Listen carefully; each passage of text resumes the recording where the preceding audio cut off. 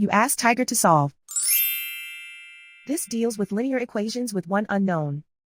The final result is x equals 22/5. Let's solve it step by step. Simplify the expression. Expand the parentheses. Simplify the arithmetic. Group all x terms on the left side of the equation. Add 3x to both sides. Group like terms. Simplify the arithmetic.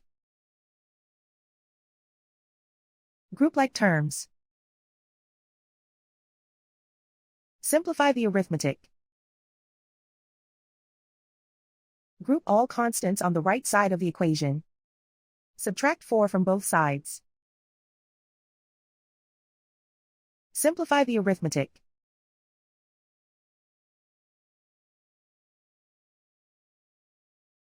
Isolate the x. Divide both sides by 5. Simplify the fraction. And so the final result is x equals 22/5.